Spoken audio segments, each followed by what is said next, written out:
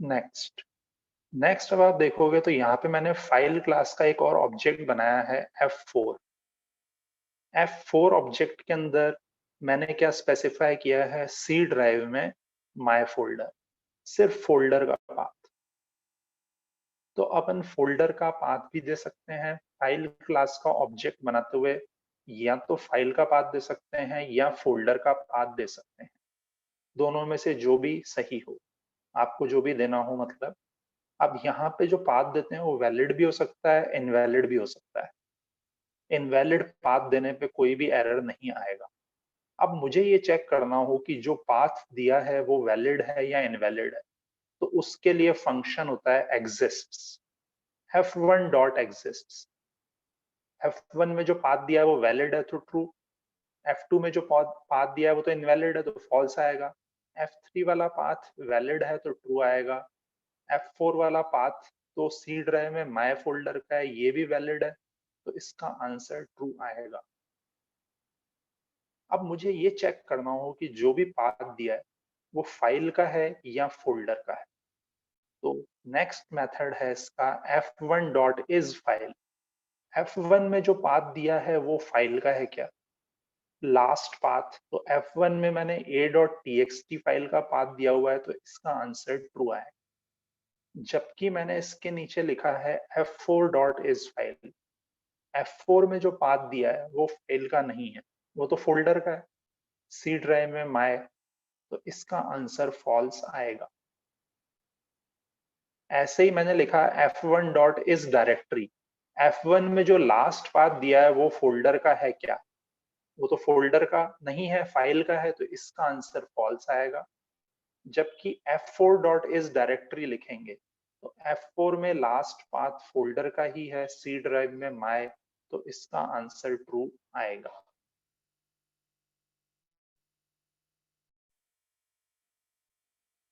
अब इस फाइल से ये पता लगता है कि जो आपने पाथ दिया है वो फाइल, लास्ट जो भी पाथ दिया है वो फाइल का है या नहीं है। तो अगर फाइल का है तो ट्रू आएगा, फोल्डर का है तो फॉल्स आएगा। तो f1 डॉट इज फाइल दिया तो f1 डॉट इज फाइल तो ट्रू आएगा, जबकि f4 dot is file false आएगा। ऐसे ही f1 dot is directory, directory मतलब फोल्डर, तो f1 में जो आपने लास्ट पाथ दिया है वो फोल्डर का है, तब तो ट्रू, नहीं तो फॉल्स। तो f1 में तो फाइल का पाथ है तो इधर आंसर आएगा फॉल्स। जबकि अपन f4 डॉट इस डायरेक्टरी देंगे तो f4 में तो फोल्डर का ही पाथ है, सी ड्राइव में माय, तो इसका आंसर ट्रू आएगा। f1 dot can read, can read मतलब फाइल में से डेटा रीड कर सकते हैं या नहीं, कर सकते हैं तब तो ट्रू, नहीं तो फॉल्स। तो f1 में जो फाइल है वो एग्जिस्ट कर रही है, उसमें से डेटा रीड कर सकते हैं तो आंसर ट्रू आएगा। अगर एग्जिस्ट नहीं कर रही होगी तो फॉल्स आएगा। ऐसे ही f1 डॉट कैन राइट, अगर फाइल में डेटा राइट कर सकते हैं तब तो ट्रू, और अगर राइट नहीं कर सकते हैं, अगर मतलब फाइल रीड ओनली है तो फॉल्स आएगा। f1 डॉट इज हिडन, अगर f1 में जो फाइल का नाम दिया हुआ है वो हिडन है तो ट्रू, नहीं तो फॉल्स। फाइल को अपन माय कंप्यूटर में राइट क्लिक करके प्रॉपर्टीज में हाइड कर सकते हैं, अगर फाइल हिडन है तो ट्रू, नहीं तो फॉल्स। अब अगर मुझे ये पता लगाना हो कि फाइल में लास्ट चेंजेस कब किए गए, तो उसके लिए मेथड होता है f1 dot last modified. Last modified method return करता है फाइल में कब लास्ट चेंजेस किए गए। उसको मैंने डेट क्लास के ऑब्जेक्ट डी में स्टोर कर दिया और फिर डी को प्रिंट करवा दिया। तो ये प्रिंट करेगा फाइल में कब लास्ट मॉडिफिकेशन किए गए, उसका डेट। और अब मैंने यहाँ लिखा file f1 equal to new file cmya.txt, जैसा पहले लिखा था। फाइल क्लास का दूसरा ऑब्जेक्ट बनाया मैंने m equal to new file C drive में माय, m में मैंने फोल्डर का पाथ दिया। फिर मैंने फाइल क्लास का ऑब्जेक्ट बनाया f2, इसमें मैंने पास किया m, मतलब पहला आर्ग्यूमेंट इसका फाइल क्लास का है, ऑब्जेक्ट।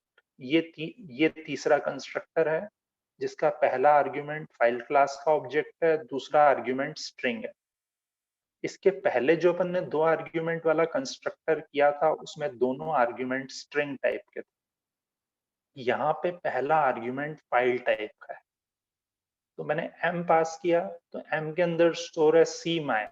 इस m को मैं कितनी भी जगह पे यूज कर सकता हूँ। मैंने लिखा file f3 equal to new file m comma d dot txt। तो इसका मतलब m के अंदर जो भी मैंने पाथ दिया हुआ है वो इन दोनों जगह यूज आ जाएगा, f2 में भी और f3 में भी। फर्स्ट f1 में तो a डॉट txt का पाथ दिया है, f2 में b डॉट txt का, f3 में d डॉट txt। a और b वाली फाइल्स तो एग्जिस्ट कर रही हैं लेकिन d वाली एग्जिस्ट नहीं करती है। f1 dot gate parent, f1 में जो भी फाइल का पाथ मैंने दिया है वो कौन से फोल्डर में है, तो गेट पेरेंट रिटर्न करेगा पेरेंट फोल्डर जो भी मैंने पाथ दिया है उसका। तो इस केस में सी ड्राइव में माय।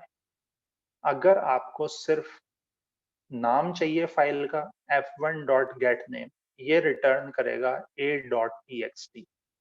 तो जो भी पूरा पाथ दिया गया है उसका अगर आपको फोल्डर चाहिए तो गेट पेरेंट, और सिर्फ फाइल का नाम चाहिए तो गेट नेम।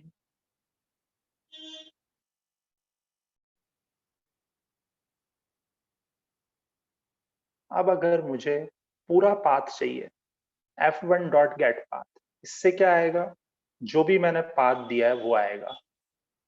अब जैसे मैंने f3 में पाथ दिया था सी ड्राइव में माय फोल्डर और d डॉट txt, तो d डॉट txt तो एग्जिस्ट कर नहीं रही है, तो f3 dot create new file. File class का मेथड होता है क्रिएट न्यू फाइल, जिसका यूज करके नई फाइल क्रिएट की जाती है। तो f3 में जो भी पाथ दिया है उस नाम की फाइल को ये क्रिएट कर देगा।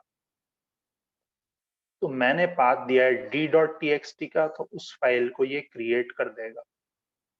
और ये मेथड IO एक्सेप्शन थ्रो कर सकता है, क्योंकि हो सकता है f3 में जो आपने फोल्डर का पाथ दिया हो उस नाम का फोल्डर ही प्रेजेंट नहीं हो।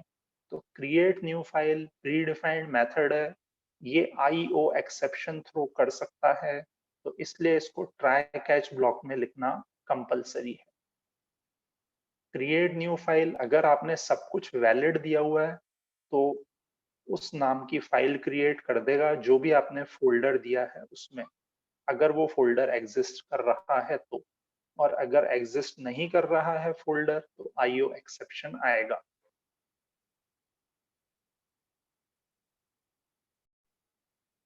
नेक्स्ट आ जाए फिर अपन, मैंने दिया यहाँ पे file f1 equal to new file C drive में माय।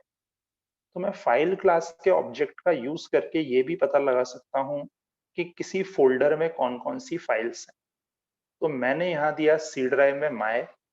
अब फाइल क्लास का मेथड होता है लिस्ट। लिस्ट मेथड रिटर्न करता है स्ट्रिंग एरे। तो सी ड्राइव में माय फोल्डर के अंदर जितनी भी फाइल्स और फोल्डर्स होंगे उन सब की लिस्ट क्यू नाम की एरे में आ जाएगी। उसको मैंने लूप चला के प्रिंट करवा दिया।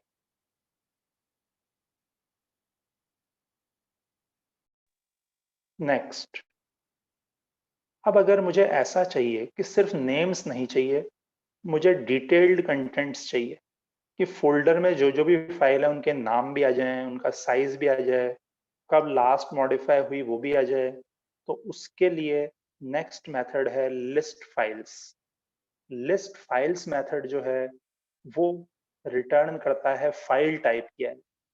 लिस्ट मेथड तो रिटर्न करता है स्ट्रिंग टाइप की एरे, लिस्ट फाइल्स रिटर्न करता है फाइल टाइप की एरे। उसको मैंने m में असाइन कर दिया। अब मैंने लूप चलाया 0 से लेके less than m dot length तक। मैंने लिखा date d equal to new date m of i dot last modified. इसका मतलब फाइल में कब लास्ट मॉडिफिकेशन किए गए थे, जीरो इंडेक्स वाली फाइल में वो d में आ जाएगा। फिर मैंने प्रिंट करवाया m of i dot get name. तो जीरो इंडेक्स वाली फाइल का नेम आएगा, m of i dot length zero index वाली फाइल का साइज आएगा, प्लस डी मतलब वो कब लास्ट मॉडिफाई हुई थी। तो लिस्ट मेथड जो अपन ने ऊपर किया उससे तो सिर्फ स्ट्रिंग एरे रिटर्न होगी जिसमें फाइल्स के नेम्स होंगे, जबकि लिस्ट फाइल्स मेथड जो है वो रिटर्न करता है फाइल टाइप की एरे। तो मैं फाइल टाइप की एरे मतलब मैं फाइल क्लास के सारे मेथड्स यूज कर सकता हूँ, जैसे last modified, gate name, length, can read, can write, is hidden, सारे मेथड्स में यूज कर सकता हूँ। तो अगर आपको डिटेल्ड कंटेंट्स चाहिए किसी फोल्डर के तो लिस्ट फाइल्स मेथड यूज में आता है। नेक्स्ट है फाइल क्लास के और मेथड्स।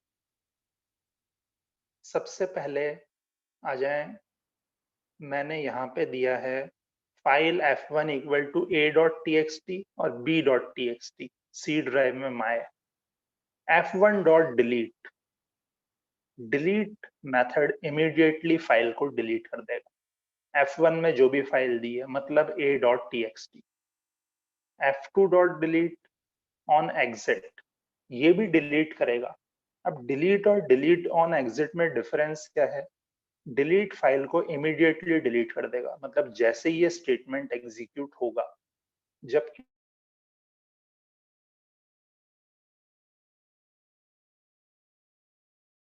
क्या करेगा, जब अपना ये प्रोग्राम एंड होगा उसके बाद फाइल डिलीट होगी। तो अगर मान लो ये थर्ड और फोर्थ लाइन में लिखा हुआ है तो जैसे ही थर्ड लाइन एग्जीक्यूट होगी फाइल डिलीट हो जाएगी। Delete on exit, fourth line execute होगी तो फाइल डिलीट नहीं होगी। जब ये सारा कोड एग्जीक्यूट होके प्रोग्राम एंड होगा उसके बाद F2 में जो फाइल दी है वो वाली डिलीट होगी।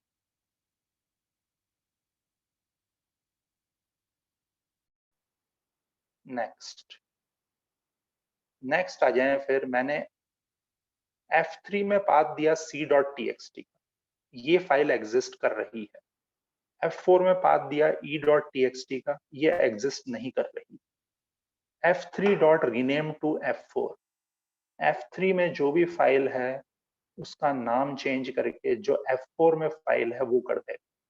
तो C ड्राइव में माय फोल्डर में c.txt जो है उसका नाम चेंज होके हो जाएगा e.txt।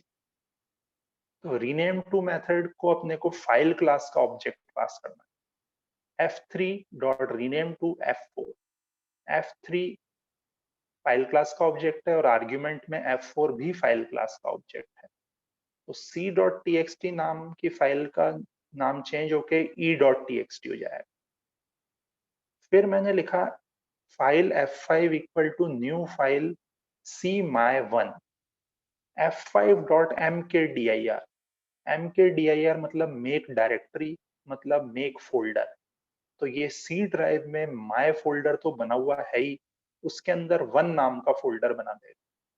और अगर मान लो मैं यहाँ पे सी माय वन की जगह दे दूं सी abc1, तो ये abc नाम का फोल्डर बना हुआ नहीं होगा, तो ये वन नाम का फोल्डर भी नहीं बनाएगा। मतलब mkdir मेथड सिर्फ जो आपने पाथ दिया हुआ है उसके अंदर जो लास्ट फोल्डर है उस नाम से फोल्डर बनाएगा, उसके पहले का सारा पाथ एग्जिस्ट करना चाहिए। जैसे मैं दे दूं सी में, माय में, एबीसी में वन, तो सी के अंदर माय और माय के अंदर एबीसी एग्जिस्ट करना चाहिए। ये सिर्फ वन नाम का फोल्डर बनाएगा। अगर मैं ऐसे दे दूं सी ड्राइव में अर्थ में एशिया, तो ये एशिया नाम का फोल्डर बना सकता है, अर्थ नाम का फोल्डर पहले से बना हुआ होना चाहिए।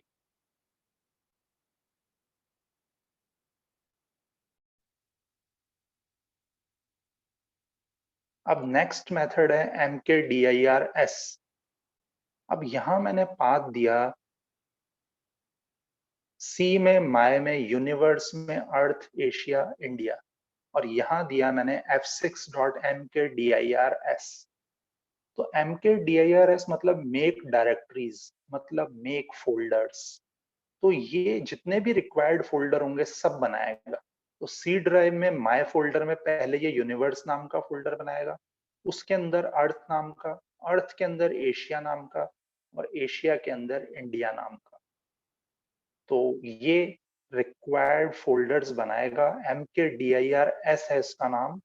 MKDIRS जितने भी रिक्वायर्ड फोल्डर हैं सब क्रिएट करता जाएगा एक के अंदर एक, जबकि MKDIR सिर्फ लास्ट फोल्डर बना सकता है। MKDIR मतलब मेक डायरेक्टरी, मतलब मेक फोल्डर। MKDIRS मतलब मेक डायरेक्टरीज, मतलब मेक फोल्डर्स।